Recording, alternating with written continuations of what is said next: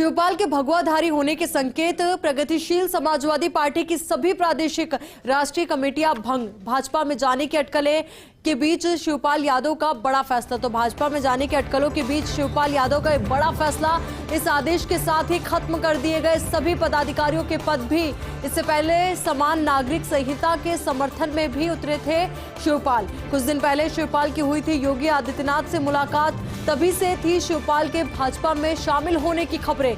लेकिन आज शिवपाल के इस स्टेप के बाद इन खबरों को मिला और बल। हालांकि इस पूरे घटनाक्रम के बीच खुद शिवपाल यादव ने दिया बयान, कहा जल्द ही हम अपना संगठन तैयार करेंगे।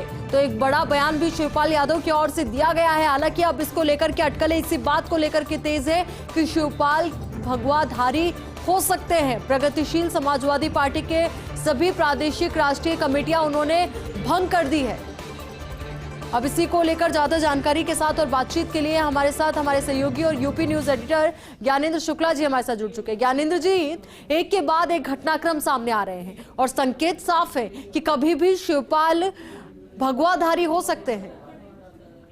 बिल्कुल, देखिए शिवपाल सिंह यादव की जिस तरीके से नाराजगी लगातार बनी हुई है और अखिलेश यादव से उनके जो रिश्ते थे वो पहले से तल्ख थे, लेकिन चुनाव के वक्त वो साथ जरूर आए, लेकिन मन उस तरीके से साथ में नहीं आ पाया। और यही वजह थी कि शिवपाल सिंह यादव की कई बार कहे जाने के बावजूद भी सिर्फ एक ही सीट जसवंत नगर की उन्हें दी गई थी। उसके बाद से वो वहां से जीत तो गए, लेकिन नेता प्रतिपक्ष बनाए जाने की बात आई, उसमें भी अखिलेश यादव खुद नेता प्रतिपक्ष का जिम्मा मिल गया, उन्होंने ले लिया। तो शिवपाल सिंह यादव के लिए समाजवादी पार्टी में बहुत ही कम स्पेस बचा। इसी वजह से शिवपाल सिंह यादव लगातार वो इंडिकेट कर रहे हैं, और क्योंकि बीजेपी के बड़े नेताओं से उनकी लगातार मुलाकात चल रही है, खुद सीएम योगी आदित्यनाथ से वो मिले, बीजेपी के कई आला नेताओं से मिलने की दिल्ली में भी खबरें आती रही हैं।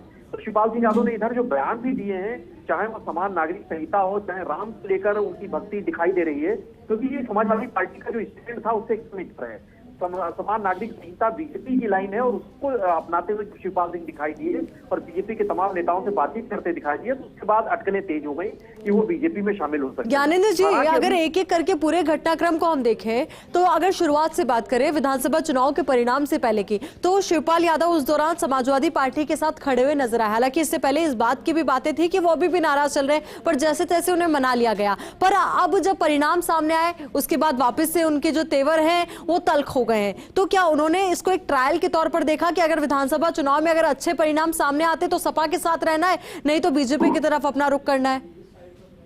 बिल्कुल, देखिए शिवपाल सिंह यादव के पास एक बात एकदम साफ है कि वो सपा में अब ज्यादा समय तक उनका साथ नहीं चल सकता है। अब उनके पास दो ही ऑप्शन है। एक पहला ऑप्शन तो ये है कि बीजेपी में शामिल हो जाएं, उससे उनके बेटे आदित्य यादव को भी एक एंट्री होगी, कई सारे नए मौके मिल सकते हैं, सत्ता में ही वो संभव है। और दूसरी उनके पास ऑप्शन के तौर पर अगर विकल्प है वो है कि अपनी जो पीएस पार्टी है उसको एक नए सिरे से बनाए और समाजवादी पार्टी में जो तमाम नेता हैं जिनकी नाराजगी लगातार अखिलेश यादव के नेतृत्व को लेकर बढ़ रही है उन लोगों को अपने साथ शामिल करें और एक यहाँ पर उत्तर प्रदेश में एक विपक्ष का एक अलग धड़ा बनाए समाजवादी पार्टी से इतर। तो फिलहाल शिवपाल सिंह यादव क्या रुख अपनाएंगे एक ही दो दिन में और साफ हो जाएगा, लेकिन उनकी जिस तरीके से राम भक्ति दिखाई दे रही है और उसके अलावा वो हर बार जो बयानबाजी कर रहे हैं उनके, चाहे वो समान नागरिक संहिता की बात हो उसकी वकालत कर रहे हैं, वो ये बता रही है कि बीजेपी के प्रति उनका रुख लगातार मुलायम होता जा रहा है। जी बिल्कुल, और देखना यही होगा कि आने वाले वक्त में क्या रुख वो अपनाते हैं, किस और उनका रुख रहता है। हालांकि इंतजार रहेगा इन तमाम चीजों का भी। बहुत बहुत शुक्रिया आपका हमारे साथ जुड़ने के लिए